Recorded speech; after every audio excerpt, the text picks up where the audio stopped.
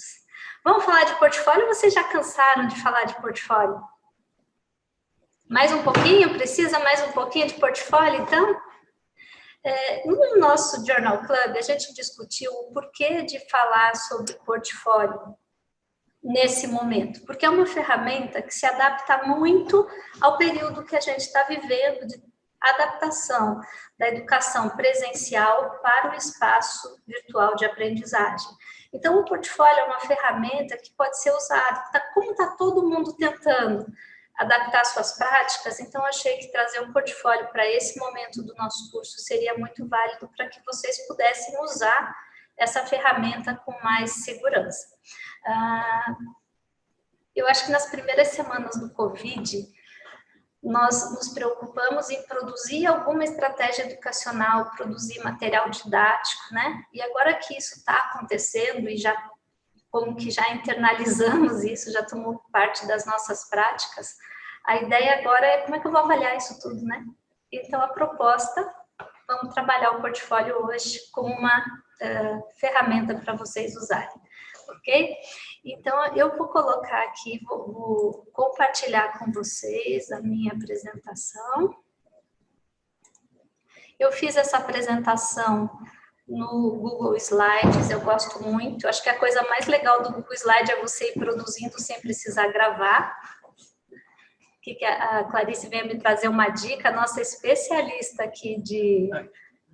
se eu precisar anotar. Opa, vou gostar disso. Maravilha. Obrigada, Clarice. Então, é o seguinte, vide a bula, pessoal. Eu pergunto para vocês, vocês leem bulas? Eu escolhi esse jeito de apresentar, só um pouquinho, pensando em vídeo a bula, e vamos ver como é que vocês me acompanham aí. Por que a gente lê bula de medicamentos? Eu sei que todos são da área da saúde aqui, se não é da área da saúde, né, Dani? Estou vendo a Dani Damasceno, é da área da educação na saúde, então você não escapa de ser da área da saúde. Eu queria que alguém me respondesse por que a gente lê uma bula de remédio. Quem quer responder? Milton, se controla o chat? Ou abre o áudio quem quiser falar e me responder por que você lê bulas de medicamentos. Oi, Patrícia, eu não sou da área da saúde, mas eu leio muita bula, eu sou maníaca da bula. Meu marido ainda fala que eu sou a louca das bulas. Aí respondendo, né, por que eu leio? Porque eu quero saber se, de repente, se eu tenho algum sintoma diferente, se pode estar relacionado àquele medicamento, e até por uma preocupação em relação à saúde, aí é até uma crítica aos profissionais, a todos vocês médicos, a gente vê cada barbaridade acontecendo na saúde, né? Então, às vezes eu pego essa bula, será que esse remédio, ele realmente é aquilo que o médico me diagnosticou naquele momento? Será que é para isso mesmo? Né? E já aconteceu. Aí a gente acaba ficando um pouco desesperado, porque eu já peguei uma bula para uma série de doenças e não era aquilo que ele falou que eu tinha. Opa, mas peraí. Ô, Dani, então quer dizer, você lê a bula porque não confiou muito no médico. Ou seja, tem gente que diz o seguinte, vê se os colegas da área da saúde então concordam que se você lesse a bula, você não tomava nenhum remédio. Também. Também. Olha lá, ó, a Karen gostou, ela disse que é isso aí. Mas, olha, a gente lê a bula para conhecer um pouco do produto. Exato. Tá? Mas a minha intenção é que vocês leiam a bula do portfólio. Foi uma forma que eu pensei de estruturar esse conteúdo para vocês usarem, não para ficarem temerosos, tá? É o tipo de bula para ler e usar, não para ler e sair correndo. Muito bem, né? Pessoal, eu fiz essa intervenção até para vocês verem como é possível, mesmo numa sala com 60 pessoas, no EAD, a gente fazer o processo de diálogo e de preleção dialogada. Obrigada, Dani, pela participação, e foi ótimo que foi uma profissional que não é da área da saúde dizendo por que lê bula. Mas entre os nossos médicos, enfermeiros, fisioterapeutas, eu não vou lembrar de todas as profissões que tem no curso, então me perdoem, mas enfim, Vocês leem bula, quem é profissional da área da saúde, lê bula por quê? Me responda. Quem quer falar? A Fernanda Arantes, a Fernanda, vamos ver. Fê, quer você falar? Abriu? Sim, pode falar, Fê. Bula, na verdade, eu sou uma pessoa com problemas, né? Eu leio bula, eu leio manual, eu leio manual de carro. Não sei quem que lê manual de carro, mas assim, de qualquer luzinha lá, eu já sei por quê. Mas eu leio bula porque eu quero saber o que eu estou tomando, saber qual é o objetivo daquele remédio, como ele vai agir, quais são os possíveis efeitos colaterais. Se eu tiver um treco, eu sei se é por conta dele ou se são os meus mastócitos assassinos agindo de novo. Por isso. É bula para se informar, então, não é? Eu quero que uma outra pessoa agora me diga quais são os elementos que tem numa bula. O que está escrito lá? O que a gente tem de elementos numa bula? Quem pode me dizer? Oi, Patrícia. Oi, João, que bom te ver, não tinha te visto na sessão ainda. Eu acho que o médico, a coisa que mais importante que ele vê na bula, primeiro é a posologia, é só confirmar a posologia, ele vai lá olhar a posologia. A gente vê posologia. Confirmar.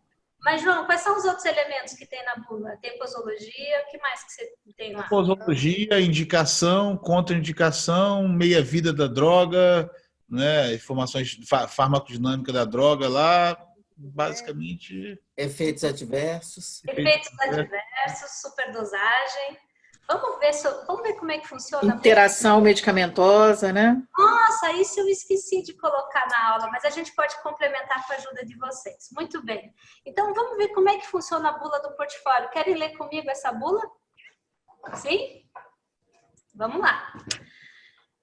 O objetivo desse nosso encontro virtual, dessa aula, é conhecer o portfólio e suas características e discutir a sua aplicação no ensino superior. Como é que eu pensei em fazer isso? Trazer para vocês a bula do portfólio para a gente chegar nesse objetivo, mostrando informações gerais, o que é um portfólio, quais são os tipos, o público-alvo, a composição.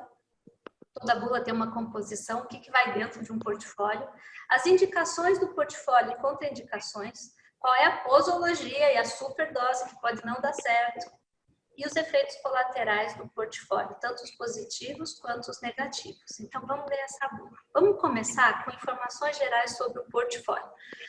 Contem para mim aí, quem sabe o que é portfólio, ou que tem uma boa definição. Eu trouxe aqui até uma música que Milton gosta do Zeca Pagodinho, parafraseei o Zeca Pagodinho, que diz assim: você sabe o que é caviar? Ele diz: eu não sei, nunca vi, eu só ouço falar. Eu quero saber de vocês. Você sabe o que é portfólio? Vocês já viram ou só ouvem falar? Vamos lá.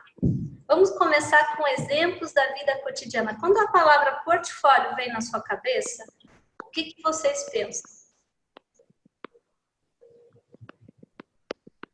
Quem quer falar? Coleção de trabalhos de uma pessoa, coleção de fotos. Eu tenho uma coleção de trabalho, é um portfólio. Isso é um exemplo de portfólio. O que mais? Apresentação de um serviço ou um produto. Ou um portfólio de serviços. As minhas amigas pediatras, a gente não ganha lá um portfólio de produtos de alimentação infantil? Sim, um descritivo, né? Um painel de descrições do que é aquela, no caso da nutrição, né, específico do que aquela empresa oferece, mas eu acho que também, se a gente for realmente trazer para outros exemplos de vida cotidiana, eu pensei naquelas pastas do ensino fundamental, que vem com a criança entrando na escola, aprendendo a colar macarrão e escrevendo o próprio nome, né? Isso tudo é portfólio, mas é um pouco diferente do portfólio no ensino superior que a gente vai discutir.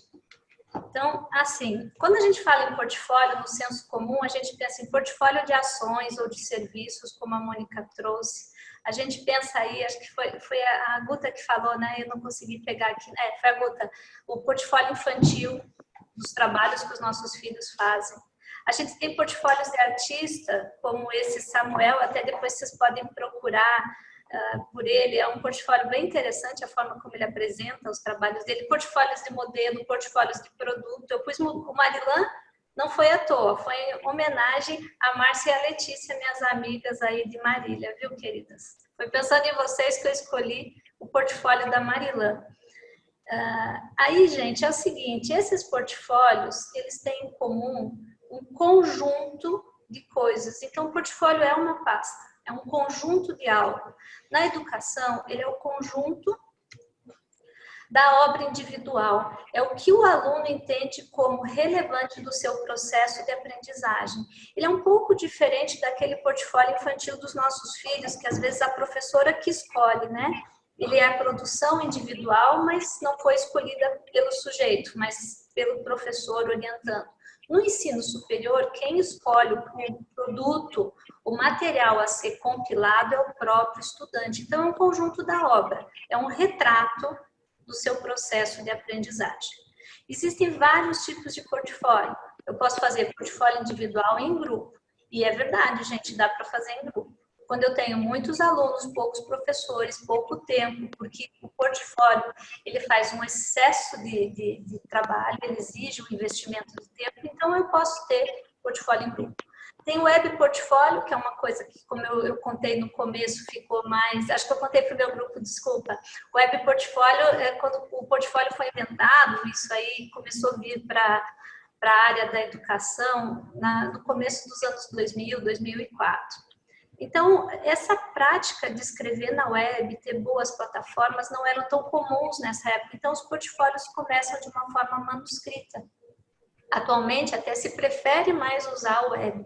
Eu digo lá porque meados de 2005 eu tentava fazer o web portfólio e não tinha uma boa aceitação. As pessoas não gostavam muito da interface e preferiam fazer por escrito. Hoje isso já é popular, né? Ele pode ser um portfólio baseado numa tarefa. Então, eu dou um projeto e os alunos escrevem sobre isso. É o que a gente viu no filme da Erin Ruel.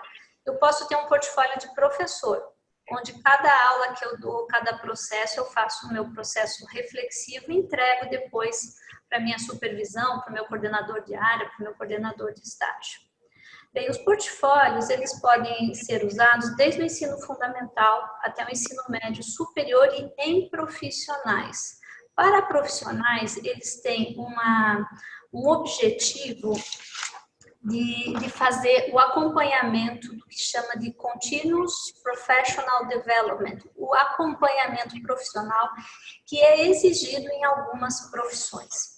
Então, assim, se eu penso no portfólio na educação, eu tenho que pensar num conjunto de material que representa o processo de aprendizado de alguém, que foi escolhido por ele, significado por ele, para ser compartilhado com o seu professor, com o seu grupo, enfim. Veja, o que é e o que não é portfólio. Nós estamos lá na nossa bula nas informações gerais. Em português, você pode chamar aqui, ó, portfólio, portfólio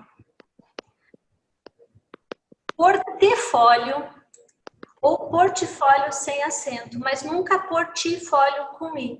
Então, essas são as 3 grafias aceitas em português para a palavra portfólio. Então, portfólio é igual a portfólio e igual a portfólio, mas é diferente de logbook, que é algo que as pessoas às vezes confundem um pouco. Ele tem elementos de logbook dentro do portfólio, mas no que ele difere? Logbook são essas imagens aqui que vocês estão vendo. Traduzindo a palavra logbook, seria diário de bordo. É o que eu vou fazendo. Muita gente faz logbook no internato e acha que está fazendo portfólio. Qual é a diferença dos dois? O logbook, ele tem mais um caráter descritivo e menos reflexivo. Ele conta números de procedimentos. Então, por exemplo, eu já vi isso em estágios de obstetrícia. Você tem que fazer 10 partos até o final do estágio e o aluno vai anotando linha por linha. Ou você tem que fazer um estudo, uma conferência, uma apresentação e você vai ticando. Esse logbook é usado internacionalmente para acompanhamento de profissionais. Então, por exemplo, eu tenho a minha certificação dada ao me formar. Eu faço um teste, eu estou certificada para trabalhar. Após 5 anos, eu tenho que fazer uma nova certificação e apresentar esse tipo de material. Isso pode ser por escrito ou ter softwares que fazem esse diário de bordo para você. Ah, Patrícia, mas eu faço aí um portfólio que é também um logbook, tudo bem, porque alguns elementos do logbook podem entrar dentro do portfólio. Porque a gente tem que ter clareza que a diferença dos dois é que no portfólio eu tenho reflexão e no logbook eu tenho mais descrição. Ele é mais quantitativo, o logbook. E por fim ainda, em saber o que é o portfólio, trabalhar o conceito, no Brasil, eu não sei por quê, porque em outros lugares não se usa isso, saiu com a ideia de portfólio reflexivo, o que na verdade é um pleonasmo, porque o portfólio na educação ele tem que ser reflexivo, senão ele não é portfólio. Talvez no Brasil alguns autores escrevam assim ou admitam esse tipo de grafia, porque entendem que ele tem que ser diferente daquele portfólio de produtos, enfim. Eu não vejo na literatura internacional se falar de reflexive portfólio, é só portfólio, porque o cerne do portfólio é a reflexão. Então, essa é a informação geral sobre o portfólio. Aqui para dizer a vocês que em se tratando de Continuing Medical Education, que é esse processo de recertificação de profissionais, existe um guia da AMI que fala especificamente de portfólio e logbook e separa os dois. Eu não coloquei esse guia, mas eu vou colocar para nós lá no Google Classroom, ok, pessoal? Ele mostra como é que você usa isso, mesmo em profissionais que já terminaram a sua graduação. Então, existe muito material sobre isso e é diferenciando o portfólio de logbook. Bom, essas são as informações gerais de portfólio. Como é que é o modo de ação do portfólio? Bem, a questão de como é que usa, como é que age o portfólio, né? E aqui eu já vou tentando trazer para vocês algumas revisões de conceitos que a gente visitou antes no curso. As pessoas aprendem coisas diferentes em momentos diferentes, por diferentes razões. Concordam? Isso é assim, obrigada, Guta, você está me apoiando aí, eu só estou enxergando a Guta agora. Na verdade, está trazendo para nós a necessidade de individuação ou individualização do ensino. As pessoas, de fato, aprendem diferente, só que a gente standardiza, né? A gente standardiza o que nós vamos dar de aula, sempre é a mesma, para 180 alunos. Eu vou fazer a prova naquele dia, não importa se vocês chegaram lá ou não, eu vou verificar exatamente naquele dia, talvez aquele aluno, um ou outro, precisasse de mais tempo. O que o portfólio faz é permitir que a gente acompanhe o processo de uma forma mais individual. Ele tem um foco no processo, não no produto. E com isso ele pede uma reflexão e uma compreensão sobre o que está acontecendo no processo de ensino-aprendizagem. E aí agora eu faço uma homenagem para o meu povo aí do Rio de Janeiro, o pessoal de Valença, né? Cadê o povo do Rio de Janeiro? Estou trazendo aí um ícone do estado do Rio de Janeiro, que é o Corcovado. Vem cá, quem já foi no Cristo Redentor? Conta para mim. Quem levantou a mão? A Bia. Bia, diz aí. Nilson também. Bia, como é que você chegou lá no Cristo?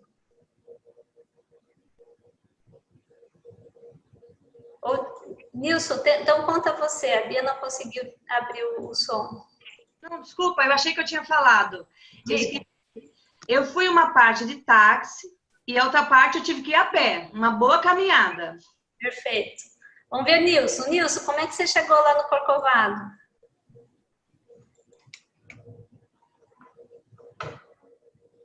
E, Nilson, tem que abrir o som. Cheguei de carro e depois uma caminhada para chegar lá. Então, um foi de táxi e teve táxi, foram dois caminhos. Mas vocês sabem que tem gente que chega de trem lá, né? Tem bondinho. Já vi que a Márcia está dizendo que ela chegou de bonde. É isso, Márcia? A Márcia chegou de bonde. Então, as pessoas... Vamos imaginar a metáfora que o topo do Cristo é o nosso objetivo educacional e vocês têm que chegar lá até o final do semestre.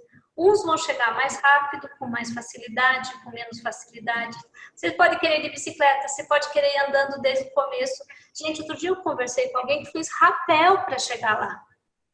O que o portfólio faria? Ele acompanharia esse diferente caminho dos alunos e pode dizer assim para aquele de rapel: menino, você está indo num processo que está difícil, você não vai conseguir chegar lá. cuidado que não vai dar tempo até o final do semestre, ou tem um jeito mais fácil de você chegar. O portfólio permite você acompanhar o caminho de cada um e essa sutileza do caminho. Porque os alunos chegam até lá, mas a gente não sabe bem qual foi o caminho que ele fez, porque a gente avalia a chegada, não o caminho. E o portfólio vai acompanhar, então, e permitir esse caminho. Esse é o modo de ação do portfólio. Ainda aqui, resgatando outra imagem que a gente já discutiu no curso. Quando a gente discutiu os princípios de educação de adultos e a gente resumiu nessa proposta que diz que você aprende memorizando, observando, experimentando. Só que as coisas vão fazendo sentido se essa memorização, a observação dos modelos e a experimentação da prática tiverem mediadas por reflexão. E onde é que entra o portfólio nisso? Ele está aqui, ele vai promover e estimular essa reflexão, juntando o que a pessoa memorizou, observou, experimentou e o contexto. A partir do feedback que o portfólio pede, porque não há portfólio sem feedback, eu tenho motivação do aluno e eu promovo também a sua socialização. Então, qual é o modo de ação do portfólio? Eu estou na ação, eu estou estudando, eu estou visitando um estágio, eu faço uma reflexão sobre o que aquilo significou e volto para a ação. Isso é Paulo Freire.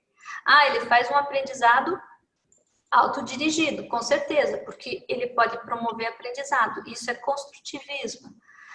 Eu faço uma individualização do ensino, então eu consigo olhar a sutileza de cada estudante. Ele é um ensino centrado no aluno, mas a importância disso é que tem outras perspectivas que também são centradas no aluno.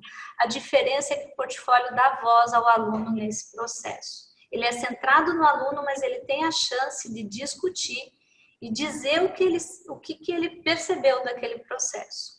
Ele incorpora um pensamento crítico, todo mundo diz assim, o aluno tem que ser crítico, reflexivo e humano. Mas como é que eu transformo alguém em uma pessoa crítica? Como é que eu desenvolvo a visão crítica? Um bom estímulo é o portfólio.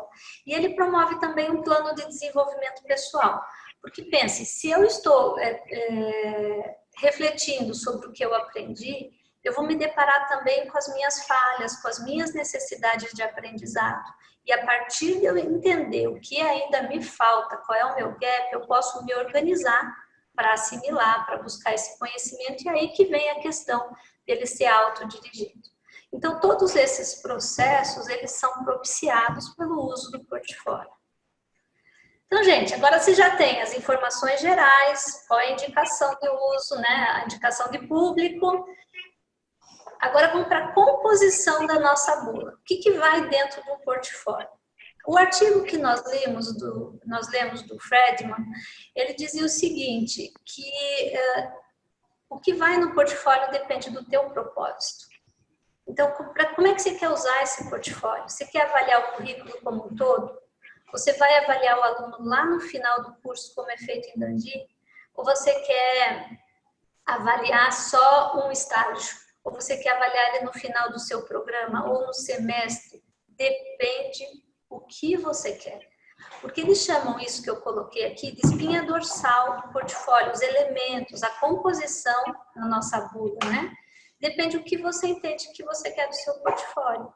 Eu gosto sempre de começar com o perfil do estudante, porque ele é uma oportunidade da gente, se é para individualizar, eu tenho que conhecer esse aluno. Então, eu gosto de começar com o perfil do estudante. Aí ele pode colocar experiências de atividades práticas, ele pode colocar o diário de aprendizagem, que está aqui grifado, porque esse é o logbook. Um pedaço do logbook pode fazer parte do portfólio. Ele pode dizer aonde ele estudou, ele pode incluir resenha, pesquisas, trabalho individual e em grupo. Ele pode ter entrevistas com profissionais e pacientes, que a Dani Bivanco me falou que ela já faz assim. Ele pode ter mapas conceituais e mapas mentais. Opa, vocês sabiam que é diferente esse negócio? Mapa conceitual e mapa mental não é a mesma coisa? Sabiam? Não, a Bia pelo menos está ali dizendo que não. Pois esse vai ficar para o próximo módulo. Esse é só para dar um gostinho e dizer que nós vamos trabalhar isso no próximo módulo. Discussões éticas e humanistas, dúvidas e... desculpe, gente, perdão. Eu não consegui ler aqui porque ficou sobre o meu slide aqui, tem uma bordinha. Quem lê a última linha para mim? Ah, deu. Contextualização da realidade social e as narrativas. Qual é a diferença de quem trabalha com narrativa e quem trabalha com portfólio? Às vezes, dentro do portfólio tem uma narrativa, mas nem toda narrativa é um portfólio. Narrativa é uma descrição do vivido, de uma experiência, ela pode ter mais ou menos reflexão. No portfólio, ela tem que ter reflexão. De todos esses elementos, o principal é a reflexão. Bem, eu comecei com um portfólio grande assim. Eu entregava para os meus alunos, eu estou falando isso de 2005, dando aula de embriologia, alunos do primeiro e segundo ano do curso de medicina. Eu dava essa espinha dorsal e eu recebia de volta pastas dessa altura, gente. E incrível que quando ele fala lá, quando o autor do artigo que a gente leu para o Journal Club, ele diz, olha, 40 minutos de entrevista, misteriosamente, quando eu fazia a correção dos portfólios escritos, eu gastava mais ou menos 40 minutos para cada estudante. Numa época eu tinha 60 estudantes, na outra eu tinha 120 ao mesmo tempo. Então vocês imaginem o que isso é o que a gente chama de um excesso, né? O tempo que você precisa investir nisso. Então, quando a gente usa portfólio, tem que entender o propósito e como é que a gente vai usar toda essa dinâmica aí de tempo que ele exige. Bom, diante dessa linha dorsal, eu vou mostrar para vocês 2 páginas de portfólio, na verdade 3 páginas de portfólio dos meus alunos. A gente está falando, isso aqui são páginas, gente, de 2005, é quase um registro histórico, né? Então, veja, esse aqui é 2006, ó. E por que eu digo que portfólio tem uma coisa incrível que transforma a relação do professor com o aluno? Eu me lembro até hoje quem são esses alunos, o nome deles, porque eu mantive uma relação dos seus diários. Por isso eu me identifiquei muito no filme que a gente viu essa semana, com a questão da relação que se forma a partir da escrita, a partir do conhecimento, do compartilhamento da história um do outro. Então, esse aqui é o Renato. Renato, ele escreve assim, era um aluno que já estava na sua 2ª graduação. Foto estilizada do Marujo, autor desse pequeno diário, esticando-se para dar conta de todas as atividades. Levantamos âncora na tarde do dia 31 de julho. Esse Marujo relembrou algumas coisas do seu tempo de escola secundária, que a gente faz uma revisão, né? E tomou contato com outras, contato com sons, imagens, tratando da origem da vida, de tempos muito, muito remotos do que a vida final. A gente está falando de uma época que era até difícil conseguir imagens, gente, de computador, né? E ele faz essa imagem se esticando, isso é muito interessante. Eu recebo isso e tem que ter... Só um instantinho, você tirou um negócio para mim aqui que estava me ajudando, que eu não consegui, mas ele mexeu no meu computador aqui, pessoal, e pronto, deixa no grid. Isso, assim tá bom, obrigada. Então, o que acontece? Eu recebo isso. Eu não posso dizer, ok, Renato, ou legal. Isso queima o diálogo, porque ele se esforçou para criar aquilo. Tinha uma criatividade nisso, né? Ele trabalhava além de fazer curso de medicina. Aí eu recebia isso. Como é que eu respondi? Eu imprimi uma carta náutica e escrevi em cima da carta náutica. Bem-vindo a bordo, querido Marujo. Nessa viagem do conhecimento, muitas vezes você é Marujo e eu sou capitão. Mas quando você traz novidades, novos artigos, você vira o capitão e eu Marujo. Vamos em frente. Assinado Patrícia. Quando o aluno abre a sua pasta e recebe isso, é um cuidado, é uma demonstração de afeto e um exemplo de criatividade. Você começa a abrir um diálogo que não existia dentro da sala de aula ou numa prova de teste de múltipla escolha, percebe? Então, eu acho que isso é muito rico. Aqui do lado é a Vanessa com as colegas. A Vanessa dizia que quem faz medicina e nunca foi a um COBEM, que é um congresso de educação médica, não faz medicina. O que ela está trazendo para a gente? A importância da metacognição. Esse é o COBEM de Gramado em 2006. Ou seja, quando eu vou num congresso de educação, eu entendo o processo, eu entendo melhor e vou melhor no curso. A importância da educação médica para os nossos alunos. Aqui vamos com uma outra história do próprio Renato, desse menino do Marujo. Eu vou tentar ler pelo menos uns pedacinhos para vocês. Era um blind date, um encontro às escuras. Ele estava nervoso, assim como todos os outros pretendentes. Quem seria o escolhido? Ele havia se preparado do melhor jeito possível. Desde o túbulo seminífero, ele vinha se preparando para o grande encontro. Quando criança, quando tinha lá o apelido de espermatogônia, ele detestava, parecia um apelido de mulherzinha. Tivera que passar por mitose para virar um espermatócito primário.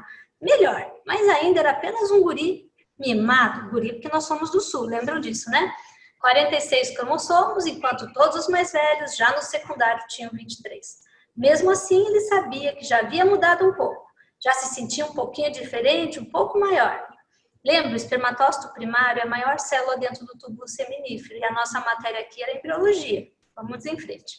Depois da sua primeira meiose, talvez equivalente ao bar mitzvah dos meninos judeus, olha a metáfora que ele usa aí, conseguiu tornar-se, enfim, um espermatócito secundário. Isso sim era progresso. 23 cromossomos, todinhos seus. E nada de ambiguidade de ter X e ter Y. Bom, ele não sabia se era X ou Y, mas achava que tinha cara de Y. Verdade que amadurecendo, ele ficou menor do que imaginava. Deu uma enxugadinha, mas tudo bem, estava ficando mocinho. E como todo amadurecimento é difícil, ele teve que enfrentar umas barras.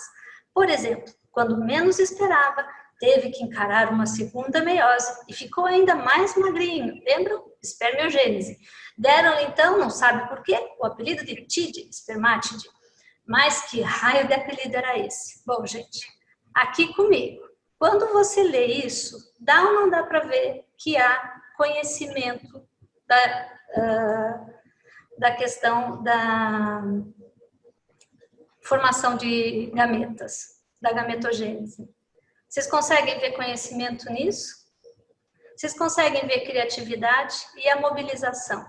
E eu peguei um pedacinho do portfólio do Renato, isso continuava.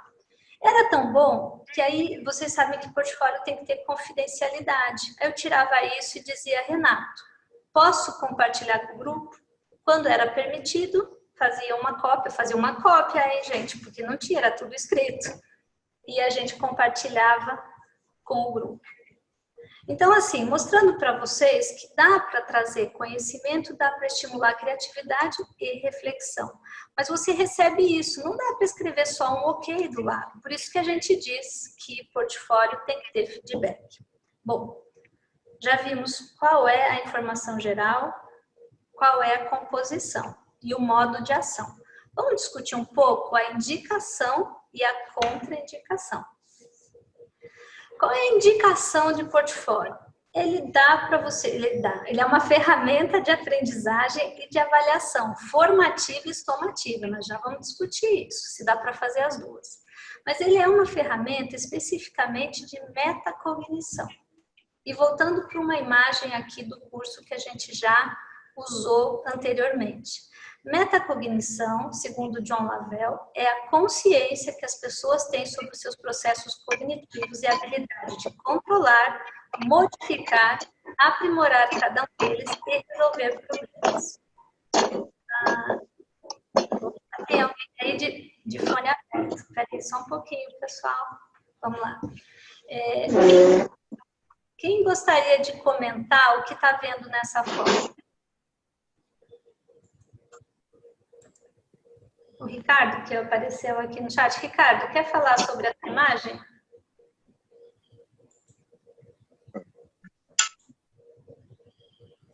Oi. Oi. Eu acho que eu acabei ativando o microfone acidentalmente, mas... Seu, agora vai ter que falar, Ricardo. Mas agora... Pois é, fiquei feliz com esse acidente para eu poder falar. Ótimo. Na verdade, a gente está vendo uma imagem de um carro numa estrada que eu faço a seguinte interpretação. A gente sabe o caminho. Às vezes, o caminho passado é muito definidor do caminho futuro. Porque acaba sendo uma linha, um contínuo. Só que a gente vê o passado, através do retrovisor, com muita clareza. E o futuro a gente vê meio embaçado, meio incerto. Eu tenho a impressão de que é uma árvore que tem à minha frente, mas eu não sei direito onde está essa árvore, quais são as características. Mas conseguindo ver o passado como eram as árvores, eu já consigo imaginar como vai ser o futuro. E aí, eu acho que talvez essa imagem ela traga um pouquinho dessa. A nossa experiência é um contínuo que pode ter uma curva ali na frente, pode ter uma reta, eu não sei, mas provavelmente as experiências que eu passei, que eu vivi anteriormente, elas vão me dar segurança para poder conduzir vivendo pelo futuro. É isso aí, a segurança para conduzir. Obrigada, Ricardo. Quando você fala de metacognição, você está olhando o que passou, você está refletindo sobre o que você fez de processo de aprendizagem, como você aprende, de que jeito, o que facilitou, o que ajudou, o que foi bom, o que foi ruim. Ele é diferente de prospecção, porque o futuro, gente, ainda mais agora nessa época de Covid, quem sabe do futuro? A gente não consegue nem planejar o nosso cronograma de aula porque não sabe nada do futuro. Então, o que essa imagem está mostrando é que o futuro é incerto, mas o passado, se a gente olhar para trás e pensar como é que chegou até aqui, veja, isso é um espelho retrovisor. Ele nos dá mais confiança para guiar em direção ao futuro. Ele nos leva para o futuro. É muito certo isso que Ricardo falou. Então, metacognição é isso, é olhar para trás e ver o caminho que eu fiz do processo. Então, essa metáfora, até uma metáfora que é muito usada do espelho retrovisor, é muito usada nos textos sobre metacognição. E por que metacognição está aí como assim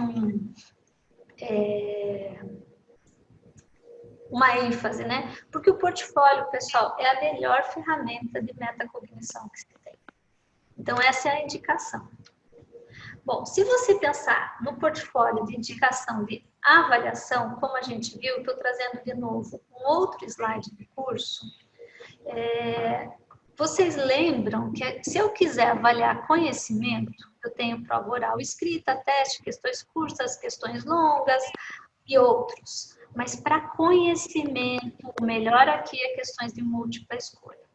Agora, se eu quero avaliar desempenho, o melhor para mim seria observar, ou em cenário de prática, ou em cenário simulado.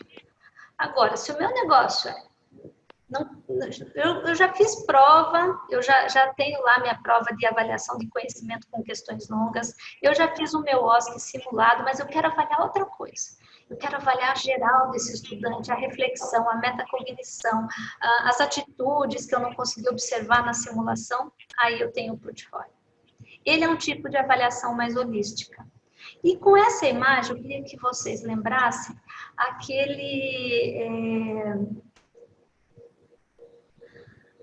aquela história, aquele conceito de sistema de avaliação. O que o sistema de avaliação faz? Ele mostra que, dependendo do propósito do que você quer avaliar, você vai escolher a sua estratégia. Então, se você quer avaliar conhecimento, perceba que o portfólio não está naquele grupo. Ele é de outra natureza. Ele até avalia conhecimento, pouquinho, mas não profundamente. Se você quer avaliar habilidades, o portfólio dá uma dica, mas ele não é bem para isso, não vai ser tudo aquilo. Ou seja, ele é muito bom para você avaliar conceitos gerais, metacognição, fazer avaliação formativa, mas ele não deve vir sozinho. Ele deve vir dentro de um sistema de avaliação. E isso significa o quê? Que aquilo que ele não deu conta de avaliar sozinho, eu estou avaliando por outros métodos. Ele não é o meu único método de ação, de avaliação. É isso que esse portfólio faz, a gente pensar nele de uma forma geral. Aqui estou trazendo outra coisa que a gente já discutiu, que é o artigo do Amending Miller Pyramid, que é o... Você pode deixar o vídeo inteiro aqui, visualizar. O Amending Miller Pyramid, gente, que é aquele artigo que a gente viu lá no começo do curso, do casal Cruz, ele diz o seguinte, que se você quiser avaliar profissionalismo, atitudes gerais, que é aqui em cima, que eles colocaram um passo a mais na pirâmide de Miller, que é a pirâmide de performance, eles colocaram o ser, que para você avaliar esse ser, que é o profissionalismo, o que a gente tem é que usar o portfólio. Eles fazem essa sugestão. Ou seja, para uma avaliação bem geral, bem holística, o portfólio é a melhor ferramenta. Bem, ainda sobre avaliação. Nós discutimos esse artigo aqui, ó, que é o artigo da Friedman. Mas há mais 2 artigos que eu gostaria de sugerir para a leitura de vocês, para complementação dos seus estudos, que é o Guia da AMI, da Associação Europeia de Educação Médica, número 25 e número 44. No número 25, que é exatamente a sequência, ele fala da importância de se avaliar a reflexão e se desenvolver a competência de reflexão dos nossos alunos. Vejam que interessante. O que ele faz aqui, por ser continuidade, ele pega aquelas 12 competências que o Friedman e seus colegas descreveram, que tem no artigo anterior, no guia anterior, e diz para qual dessas competências o portfólio poderia ser indicado. Olha o que vocês estão vendo, ficou um pouco clarinho ali o meu highlight aqui, ó, eu sublinhei, mas se vocês observarem, o que esse autor está nos dizendo, o Suai, diz que para avaliar procedimentos práticos, poxa, mas eu não estou vendo, mas ele está descrevendo o que ele fez. Para avaliar a investigação do paciente, o manejo do paciente, promoção e prevenção de saúde, comunicação, manejo de informação, para avaliar princípios de ciências sociais básicas e clínicas, para avaliar ética e atitude, responsabilidade, decisão, ainda profissionalismo e desenvolvimento pessoal. Ou seja, segundo o Harden, que é o grande autor da educação médica, e o Suai, ele diz que portfólio dá para tudo. Eu posso usar portfólio para tudo isso, mas, por exemplo, se eu quiser nos procedimentos, ó, ele ainda coloca junto com a observação e com o OSCE. É essa ideia que vocês precisam entender. O portfólio é uma ferramenta geral, ele engloba tudo isso, pode ser usado aí em conjunto. Esse outro autor, que eu gosto muito, que fala do uso da reflexão, o Sanders, é um artigo que eu recomendo muito que vocês leiam. Aliás, esses 3 aulas é muito baseada neles. O Sanders fala que quando você faz estímulo à reflexão, você forma melhores médicos. Eu acho que isso é algo que precisa ser dito e reforçado. E que às vezes a gente tem um pouco de dificuldade de trabalhar isso com os nossos alunos, ou de entender como é que a gente trabalha isso. Bem, ainda nessa linha, existem outros autores citados pelos anteriores que eles mostram uma forte associação entre bons portfólios e alta performance. Alta performance em provas escritas e alta performance na profissão como um todo. Agora, eu vou dizer da minha observação, gente. Quando eu fazia portfólio, de fato, o portfólio do bom aluno se refletia também numa boa prova teórica, numa boa prova prática. Ou seja, há uma associação muito forte entre a capacidade de reflexão e construção de um portfólio com as outras habilidades que esse aluno venha a demonstrar. Bem, segundo esses autores, portfólio é bom para quase tudo, né? Eu fiquei pensando onde perguntei para Milton, o que é bom para tudo, né? E me veio na cabeça canja de galinha. Não sei se vocês têm outra sugestão, alguma coisa que é unânime. Eu vi aqui no grid que a Cíntia está concordando. Se alguém tiver uma outra sugestão de algo que seja uma unanimidade para me contar, eu agradeço para ajudar a construir a aula. Porque canja de galinha era bom para gripe, é bom para quem está doente, é bom para quem está saudável, é bom se você está cansado, é bom para depois do carnaval, é bom para tudo. Eu só fiquei com medo de colocar essa imagem aí na hora do almoço, né, pessoal? Mas já vamos terminar. Alguém quer dar uma dica do que é bom para tudo, que seja unanimidade, além de canja de galinha? Alguma ideia? Um abraço de um amigo também é bom para tudo. Não é, Fê, em tempos de Covid não é, sinto muito. Caiu por água abaixo, tem razão. Tempos de Covid, essa não deu, eu fiquei pensando ontem, eu espero outra sugestão. Mas alguém disse brigadeiro, quem é diabético não. Oi? Colo de mãe. Colo de mãe é bom para tudo. Nossa, ainda porque Dia das Mães é amanhã. Quem falou colo de mãe? Eu não acompanhei. Eu, arroz.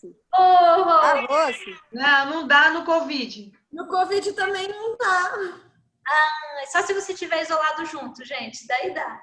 Aí dá para dar abraço. Mas que para a maioria de nós é impossível, né, gente? Ai, me deu até dor no coração, melhor nós mudar de assunto, vai. Então, portfólio, gente, é bom para quase tudo, é igual canja de galinha. Então, vocês vão ver, a minha ideia aqui é colocar para vocês as vantagens, né?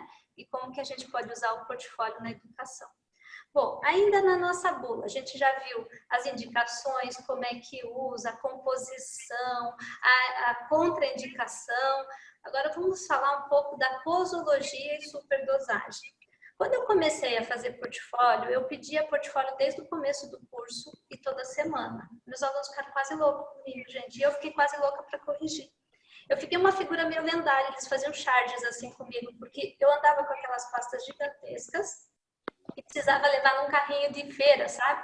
E eu andava e voltava com o carrinho de feira o tempo todo, levando aquilo para lá e para cá, porque era para o portfólio escrito. Então, você vai tendo que dimensionar o tempo que você... Eu não vou dizer que você gasta, porque tempo não é gasto, o tempo é investido.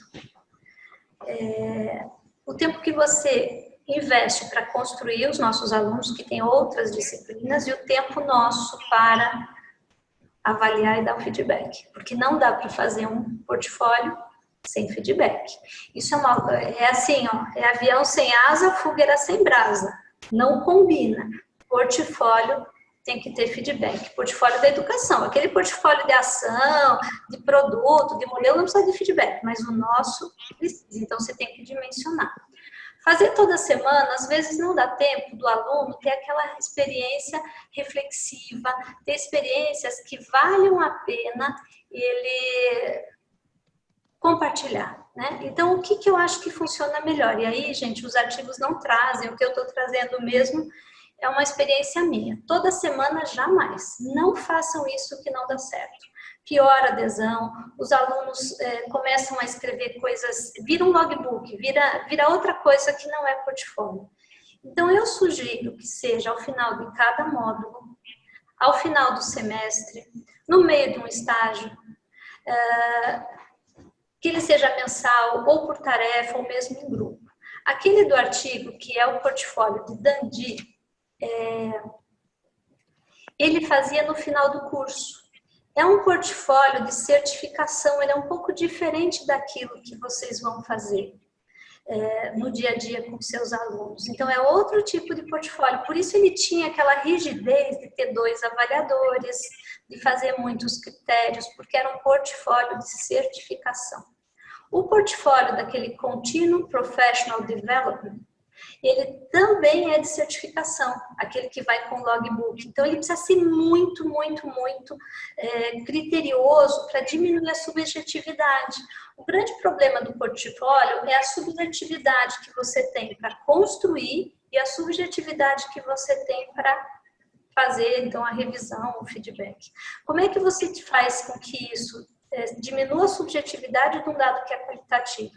Nós já discutimos pesquisa qualitativa aqui no curso e a gente até disse que o dado qualitativo, ele não é colhido, ele é produzido, porque envolve subjetividade. E como é que eu vou ser justa com o aluno se eu vou fazer uma avaliação que é muito subjetiva? Então, essa que é a questão do portfólio. E conforme a gente discutiu hoje no nosso Journal Club, eu vou compartilhar com vocês que talvez o jeito é vocês pensarem nele. Claro que tem que diminuir um pouco a subjetividade, mas isso é um mito que você vai apagá-la, porque você não vai. E a questão é que se você usar ele com outros métodos, as avaliações outras acabam que regulam essa subjetividade e dão, então, essa justiça que a gente espera, ok?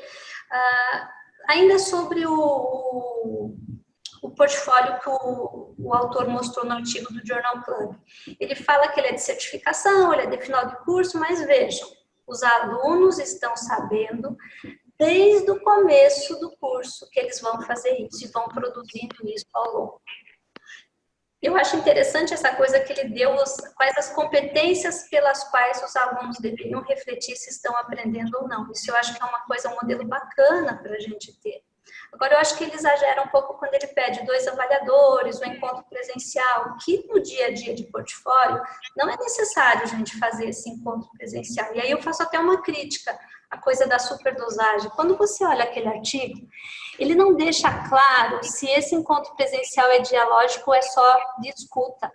Que o aluno vai na frente do avaliador, às vezes um avaliador externo que nem conhece muito o processo dele, e ele só vai ouvir. Alguns brasileiros ouviram isso e trazem para o processo pedagógico um portfólio oral, que você entrega escrito, mas a devolutiva é oral, durante 15 minutos, 20 minutos, sem que a pessoa avaliada possa se colocar, possa falar. O que, no meu entendimento, é um erro do conceito, porque educação tem que ser dialógica sempre, não posso ser só eu falando. Inclusive, eu fico aqui pedindo para a Milton abrir o grid, abrir o chat de vocês, porque fica até... É ruim a gente estar falando sem ver a reação, porque eu acredito na educação dialógica. O que eu acredito é isso que dá certo. Um fala, outro ouve. Então, como é que eu posso admitir um portfólio onde eu recebo feedback e fico calado, só posso ouvir? É importante dizer que o portfólio também está no âmbito das empresas. E, principalmente nas empresas, o feedback é só um fala e quem está recebendo o feedback, ó. Imagina eu tinha que me amordaçar para ficar... Eu não ia aguentar esse feedback, gente. Porque ele é reflexivo. Então, é para a gente pensar formas de trabalhar com isso. A superdosagem é querer fazer todo dia ou muito no começo. Fazer uma única vez também só para certificação. Diga, minha querida. Tudo certo? Clarice veio nos visitar aqui na sala. Vocês estão ouvindo bem? Você consegue ver o chat? Sim. Tá ótimo. Tá ótimo. Que bom. Tá indo bem. Alguma dúvida até aqui, pessoal? Posso continuar? Pode. Pode. Então, aqui... Não, acho que é a professora. Para refletir aqui, ó, coloquei uma colega agora, eu fiz homenagem para os meus amigos de Marília, para os queridos do Rio de Janeiro, e agora eu estou fazendo uma homenagem para a Gabi, porque achei essa moça aqui carregando os portfólios da cara da Gabi, da nossa colega do curso. Então, assim, para refletir, gente, é tempo gasto ou investido no portfólio? Eu trabalho com portfólio desde 2005 e é uma ferramenta apaixonante. Eu trouxe o filme, fazendo uma costura com essa última sessão, gente, para mostrar para vocês o que acontece na vida. Ele é muito, o filme dos Escritores da Liberdade, ele é muito representativo do que acontece quando você abre a narrativa individual, quando você promove a reflexão sobre o caminho. Então, eu acho que qualquer tempo, nesse sentido, ele é investido, não é gasto. Mas o nosso tempo, como a gente já discutiu, é um recurso que é limitado. Ele não é renovável, então a gente tem que pensar o melhor jeito de agir. E pensando no melhor jeito de fazer portfólio sem abandonar, eu vou mostrar para vocês como é que eu resolvi essa equação com 120 alunos. E para falar nessa equação, eu trouxe aqui a última parte da nossa bula, que são os efeitos colaterais. Tem os positivos e os negativos. Como eu gosto de portfólio e educação é um processo político, né? Então, eu trago em evidência os aspectos positivos, que é o que eu acredito. Quais são os efeitos colaterais? Você está lá usando o portfólio para avaliar o seu aluno, para ele aprender, para fazer metacognição, para desenvolver pensamento crítico. Mas qual é o efeito colateral que se espera? Vocês vão ver, quem trabalha com portfólio, talvez entre vocês, muita gente trabalhe com portfólio, que um efeito colateral é a relação professor-aluno. No filme de ontem fica muito claro isso. A gente consegue estabelecer e fortalecer laços que na presencial, com outra forma de avaliação, com 180 alunos, com 60 alunos, com 40 alunos, você não conseguiria. Você consegue individualizar o ensino. O portfólio tem ainda como efeito colateral estimular a criatividade. Ele aumenta a adesão dos alunos na disciplina e o interesse no tema. Ele promove desenvolvimento pessoal, porque toda vez que a gente para discutir, para pensar e para refletir, a gente se desenvolve como pessoa, porque a gente ressignifica as nossas práticas, as nossas experiências. Eu adorei ontem quando o Elton falou, estou vendo o Elton aí no grid, ele disse assim, a parte que eu gostei do filme foi quando ele disse, eu preciso contar a minha história para outros e para mim mesmo. Porque quando eu conto a minha história para mim mesma, eu entendo melhor o meu caminho. Eu acho que isso é super incrível e tem muito a ver com portfólio e com desenvolvimento humano. Porque ele estimula a pessoa a contar a sua história para si mesma. Quando a gente põe no papel, num processo reflexivo, é muito diferente, porque nem sempre a vida da gente permite, ou a gente se permite, parar e refletir sobre o que a gente está vivendo. E, por fim, um outro efeito colateral positivo é avaliar o programa, porque conforme que os alunos escrevem, a gente percebe muito da nossa prática docente. E o aspecto negativo, vamos lá. O aspecto negativo é que é muito trabalho para o professor e é muito trabalho para os alunos. Se eu for fazer portfólio em todas as disciplinas, pessoal, é impossível, não dá para fazer. Não dá. Então, tem que repensar bem a dosagem desse portfólio, tanto em frequência quanto distribuição no currículo. Um outro efeito negativo, que os alunos reclamam muito, é a questão da dificuldade de avaliar, que o Hardy, naquele artigo ali que a gente leu para o Journal Club, o Hardy é um dos autores do artigo do Friedman, ele coloca a questão da subjetividade e do consenso entre o grupo de avaliadores. Às vezes tem um avaliador que é mais bonzinho para um e para outro. E, por fim, o outro aspecto negativo é o plágio. Então, vamos visitar agora esses efeitos colaterais. Então, o efeito colateral 1, que é melhorar a relação professor-aluno. Aqui, de novo, eu recortei uma página do portfólio dos meus alunos. Gente, estamos falando lá de 2005, tá? O povo nem usava tanto Note, e o celular era só para falar no telefone, não tinha tudo essa coisa assim de ser um smartphone. Então, olha só, esse é o Danilo. Ele era um estudante que vinha do norte do Brasil, mas estava estudando em Curitiba comigo. E ele tinha servido o exército. E ele põe a foto dele naquele momento do portfólio, que é o perfil, e escreve assim, ó, se queres paz, prepara-te para a guerra. Ah, não deixei por menos, pessoal. Eu escrevi ali, ó, tá a minha fala aqui, ó.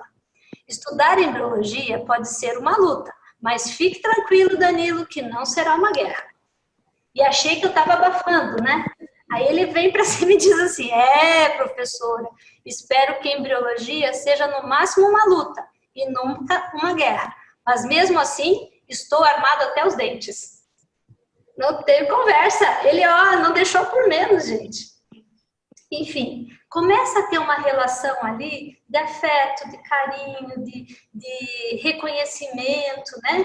E é uma coisa lúdica, que é muito gostoso, que vai para além. E que, na verdade, gente, se a gente pensar, esse é o gostoso de ser professor. É dessa relação que a gente gosta. Porque quando a gente decide ser professor, a gente decide ser professor porque a gente gosta de gente.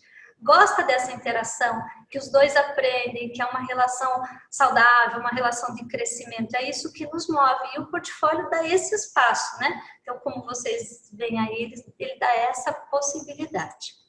Um outro exemplo, efeito colateral 2, que é estimular a criatividade, o aprendizado autodirigido e o interesse no tema. Eles tinham aquela espinha dorsal.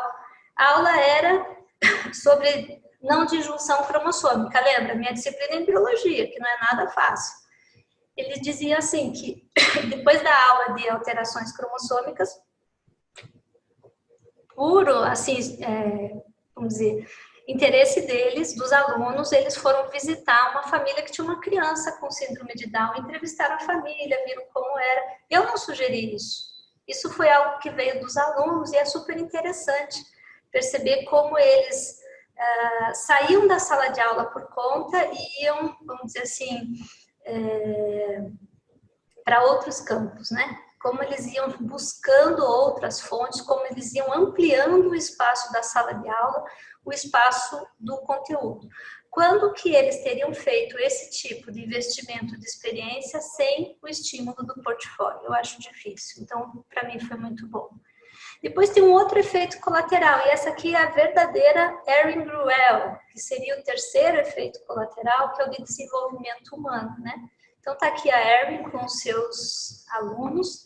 Eu coloquei o Sanders aqui de novo, é o mesmo que fala daquele artigo sobre a reflexão no ensino na saúde, e ele fala que a reflexão E todas essas estratégias que a gente faz para fazer o desenvolvimento de uma visão crítica, para ampliar a visão de mundo do aluno, ele desenvolve o que ele chama de full potential, o potencial geral do aluno, o potencial total, e o que Paulo Freire chama do ser mais do aluno. E o portfólio pode ser um caminho para estímulo a essa reflexão, a essa ampliação de visão de mundo, então seria um outro efeito colateral.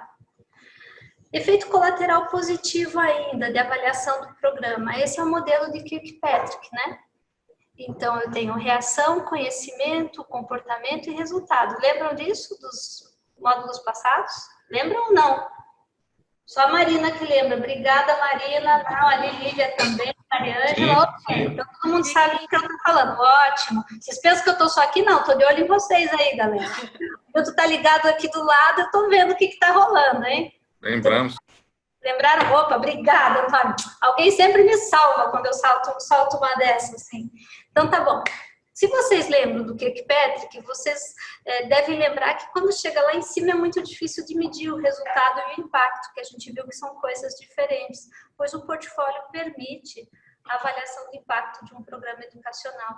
Quando vocês pensam que vocês estão tratando só do aluno, fazendo relação com ele, estimulando criatividade, fazendo com que ele aprenda, fazendo metacognição, vocês também estão avaliando o programa a partir do que ele traz de reflexão. Então, o Kirkpatrick mesmo fala que um jeito de avaliar impacto e resultado é olhar e analisar o que os alunos trazem no seu portfólio.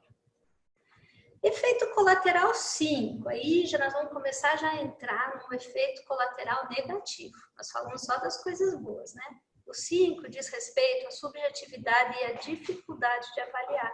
Então, eu trouxe para vocês aí 2 sugestões. Eu uso muito essa sugestão. Você vê que não é um artigo muito novo, é de 2003, da DiEM. E o que ele sugere? Que você tem aqui 4 passos de reflexão. Eu acho muito legal porque isso dá um certo critério para a gente. Você pode ter uma descrição bem difusa. O cara, para falar de portfólio, ele conta como é que foi o domingo no parque. Aí ele pode ter uma coisa mais objetiva, que é algo que a Dani trouxe hoje no nosso grupo focal. Ele pode ser muito conciso, objetivo e não fazer uma reflexão aproximada. Mas ele pode ser objetivo, trazer a reflexão e ainda explorar aspectos emocionais, os insights, como ele aprendeu, ele vai ampliando. Agora, se além de tudo isso ele faz uma reflexão de compromisso que associa toda essa experiência com a realidade e o seu papel como estudante, o papel da saúde, aí eu tenho uma reflexão que seria aquela que a gente espera. Alunos menos amadurecidos ficam muito nessa faixa, alunos mais autônomos, mais maduros, conseguem ir ampliando a sua reflexão. Mas aí, gente, eu posso também ajudar, posso dizer, olha só, vamos melhorar a reflexão aqui, fazer o que o Nilson falou no nosso Journal Club de reflexão guiada. A gente pode ajudar o aluno, a partir da descrição difusa, subir até uma reflexão, um compromisso com a estratégia do portfólio. Eu acho essa aqui uma linha muito boa e eu uso bastante para analisar, porque dá uma certa métrica para a gente. Então, o efeito colateral 5 é a dificuldade de medir. Essa aqui é a sugestão do Harden e do Friedman, que a gente leu para o Journal Club. Ele sugere que você coloque as competências que você espera e peça que o aluno reflita sobre elas. Eu achei bem legal. Eu nunca fiz isso, que eu sigo um outro jeito de fazer, mas eu fiquei com vontade de experimentar essa sugestão do Harden. Acho que não precisam ser 12, a gente pode diminuir um pouco esses outcomes ou acertar eles para o tipo de estágio ou de disciplina, de unidade curricular que vocês fazem. E ele sugere, inclusive, um tipo de grade aqui, né? Entre excelente e falhou bonito. Eu fiquei imaginando como é que a gente ia traduzir isso para o português, né? Então, excellent, fantástico, maravilhoso, portfólio nota 10. Very good, satisfatório, né? Suficiente. Eu adorei esse borderline pass, quer dizer, está no limite. Aqui você falhou, definitivamente você falou e é muito ruim mesmo. Então, achei super legal, porque ele qualifica numa escala Likert, né? Que eu achei bacana. O que chocou a Marina? Oi, Paty. Diga, querida, o que você ficou... Da nossa discussão do Journal Club, a Mônica, a Bia, Angélica e Elda, a gente falou muito de metacognição. Quando você começou a falar, eu fiquei assim, embasbacada. Eu falei, não acredito. Eu até mandei para elas, eu não vi a aula antes, eu juro. Não fez porque eu dei ela ontem. Eu nunca consigo dar a mesma aula. A Marina que trabalha comigo, a Fê já sabe disso, quem está do lado. Mas é o seguinte, eu queria trazer a aula para a realidade de vocês e trazer a coisa dos artigos, né, que a gente leu e recomendou. Mas eu tenho para dizer para a Má que é uma coisa, sabe, Má, que a gente vai construindo junto, então as pessoas chegam quase no mesmo lugar ao mesmo tempo, porque foi feita a base para a gente ter esse tipo de reflexão. Fico super feliz com esse feedback aí do grupo da Má. Sim, foi muito legal. Obrigada. Bom, eu que agradeço. E já estamos terminando, gente. Um dos últimos efeitos colaterais é o efeito colateral do plágio, que quando eu comecei a fazer portfólio, as pessoas me questionavam sobre isso. E a gente, às vezes, há 15 anos atrás, eu muito mais jovem, acho que 15 anos faz diferença na vida da gente, não só como pessoa, mas como profissional, tudo que você agrega, tudo que você vive e reflete. Então, quando eu comecei a fazer portfólio, eu não me preocupava com plágio porque eu achava que eu tinha boa memória. Calcula, gente. E naquela época era tudo escrito, eu guardava os portfólios, entendeu? Às vezes me vinha na cabeça que eu já tinha lido algo parecido. Mas hoje isso não é um problema porque tem aí, como eu coloquei para vocês, o Plágios é uma ferramenta de detecção de plágio e a gente fazendo um portfólio eletrônico você consegue pegar plágio. Por outro lado, o plágio ele vai acontecer quando você estiver fazendo o mesmo tema para todo mundo. Se eu pedir o que foi melhor para você, o seu melhor conhecimento, a sua experiência, você não vai conseguir plagiar porque a sua experiência é diferente da dela. Agora, se eu pedir um portfólio sobre resenha do livro, resumo da espermiogênese, resumo da fecundação, isso permite plágio. Agora, a experiência pessoal de cada um, nem que vocês queiram, a gente não consegue reproduzir. Então, a questão do plágio depende do propósito que você vai colocar no seu portfólio. Bem, a gente falou de uma bula, né, gente? Então, eu vou terminar fazendo a minha prescrição aí para vocês. O portfólio, no meu entendimento, depois de trabalhar 15 anos com isso, eu entendo que é uma ferramenta de avaliação de conhecimentos, habilidades e atitudes. É canja de galinha. Dá para todo mundo. Mas esse processo do portfólio, ele acontece a partir da reflexão sobre o processo de aprendizado e sua aplicação na realidade, senão não é portfólio. O desafio que a gente tem aqui é tornar factível, porque que ele é bom, que ele funciona, que ele tem vários efeitos colaterais positivos, eu tenho certeza absoluta, eu sou muito confiante, muito tranquila de falar isso para vocês, mas tem que tornar factível. E aí eu percebi de alguns colegas que ao lerem o artigo do Ronald Hardy e do Friedman, ficam com uma sensação de, ixi, isso é difícil demais, essa coisa de 2 avaliadores, esses grids e essas dificuldades de avaliação, ou isso você vai ver que é só para a professora Patrícia. Eu digo para vocês que portfólio é para todo mundo, e que a gente não precisa ter 2 avaliadores, não precisa ter um encontro presencial. O do Harding é nessa proporção e desse jeito, porque ele está fazendo um portfólio de certificação, que é diferente daquele portfólio, tem outro propósito e outro envolvimento do portfólio da sua disciplina, do seu estágio. E aí eu deixo aqui uma ideia para estimular vocês a usarem. Don't need perfection, but always improving, que é a fala do Stuart Manning, quando ele é um professor conhecido aí de todos nós, e ele falava para mim assim, não precisa ser perfeito, Patrícia, vai fazendo, depois vai melhorando, vai aprimorando. Essa é a ideia, a gente precisa ter coragem de fazer. Então eu recomendo muito que vocês façam. Como é que eu tenho feito hoje, depois de 15 anos? Qual é a minha experiência? Eu não uso mais espinha dorsal. A espinha dorsal, se eu passo ela da criatividade, ela promove também um excesso de conteúdo que é difícil a gente gerenciar como professor. Fica aquelas pastas gigantes, vem coisas às vezes que não trazem reflexão, trazem mais descrição. Então hoje, depois de estudar muito portfólio, fazer várias tentativas, e eu juro, gente, tentei muito, qual é a reflexão que eu faço, eu compartilho com vocês. Eu faço um portfólio com foco no processo e nas evidências, tanto evidências quantitativas quanto qualitativas. O que me interessa saber quando entrego um portfólio? Vocês vão ter que fazer um portfólio daqui a pouco, após o intervalo do almoço. Me interessa saber qual foi o seu processo de aprendizagem. É isso que eu quero. Esse é o foco, é o cerne. E quero que você me traga alguma evidência, para que não fique só, eu acho que eu aprendi. Ah, você aprendeu, mas como é que você aplicou? Ah, você aplicou e as pessoas notaram? E essa sua aplicação, ela resultou em algo? Então, de tudo que eu vivi de portfólio, como é que eu tenho feito? Eu faço uma triangulação de métodos, nunca uso só o portfólio, ele vem junto com o sistema de avaliação. Eu não faço grade, embora eu tenha gostado daquele grade do hard, do muito bom até o falhou totalmente, mas ou é suficiente ou é insuficiente, porque é muito difícil você qualificar a reflexão, que é algo subjetivo, né? Então, e eu peço best work, eu não peço todas as competências, mas esse é o meu jeito de fazer, vocês vão inventar o de vocês. Esse, para mim, me serve muito para o meu propósito de portfólio, que é entender o processo de aprendizado de uma pessoa. Então, eu peço assim, conte-me qual foi o aprendizado mais significativo. Eu estou pedindo best work. Ele não é um logbook que pede um monte de coisa. Estou pedindo 1 ou 2. Aí você vai escrever o que foi e como você aprendeu.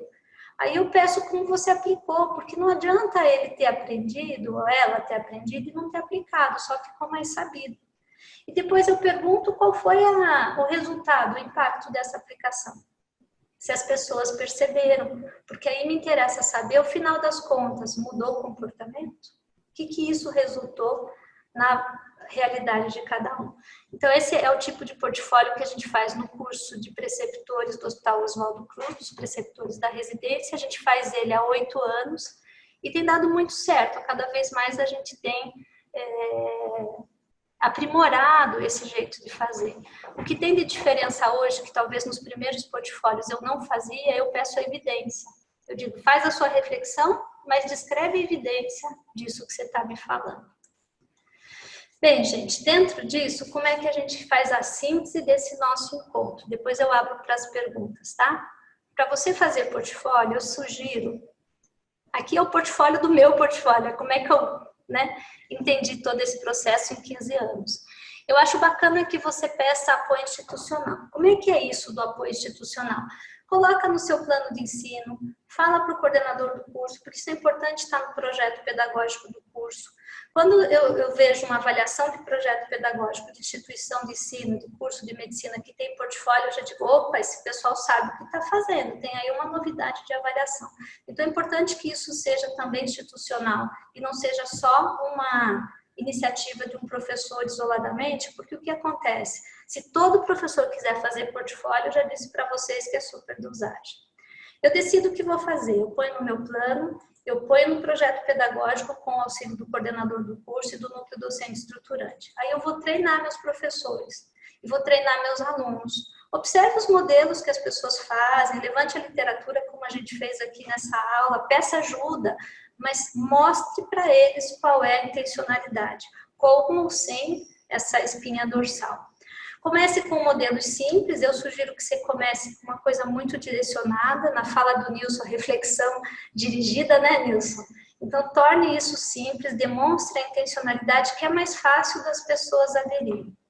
Faça o portfólio, mas acompanhe. Não adianta pedir o portfólio e nunca avaliar, ou nunca recolher, e daí perde o sentido, porque ele é uma ferramenta de acompanhamento. Reveja o que você está fazendo, os acertos e erros, se o seu feedback está funcionando ou não. Então, é um processo que você vai também trazendo para a sua realidade e adaptando às suas necessidades. E, por fim, gente, o que fica aí de mensagem para vocês, que o portfólio é uma ferramenta de metacognição. Ele serve tanto ao ensino quanto à avaliação. Eu acho que é uma ferramenta que vale a pena vocês aplicarem e experimentarem. E eu espero aí que esse conteúdo tenha aberto novas reflexões, essa troca de experiência possa ajudar com que você faça o seu portfólio, que agora é a sua vez. Você vai fazer o seu próprio portfólio e a gente vai continuar dialogando lá no fórum de dúvidas do nosso Clécio. Eu quero agradecer a atenção de todos durante essa apresentação, aí o carinho, enfim. E eu fico à disposição para as perguntas que possam aparecer no chat ou na voz, tá? Obrigada, pessoal.